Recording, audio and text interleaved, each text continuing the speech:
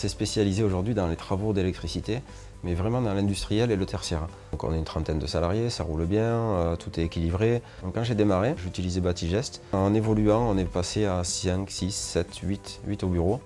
Ça devenait un petit peu lourd, donc on anticipe et c'est pour ça que je suis passé de Batigest à Sage Multidevis Entreprise, à SMDE. Le logiciel, je l'utilise tous les jours, bien sûr, et mes salariés l'utilisent aussi tous les jours.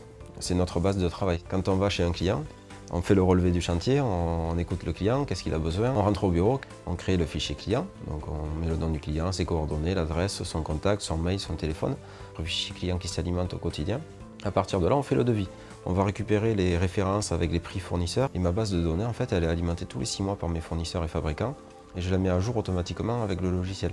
Ce qui veut dire que j'ai des prix toujours à jour, compétitifs. En quelques heures, je fais un devis, quoi. Et les clients aiment ça, ils aiment la réactivité.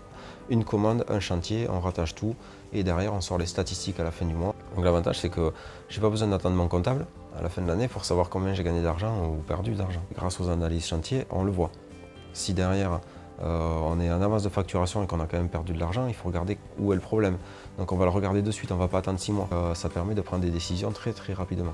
Il y a un avantage au niveau des droits d'utilisateur.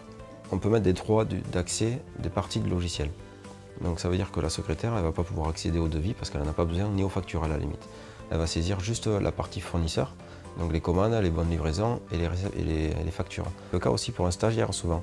Un stagiaire, on ne veut pas qu'il aille par exemple passer une commande. Donc qu'est-ce qu'on fait? On lui enlève les droits d'accès aux commandes fournisseurs, factures et saisies.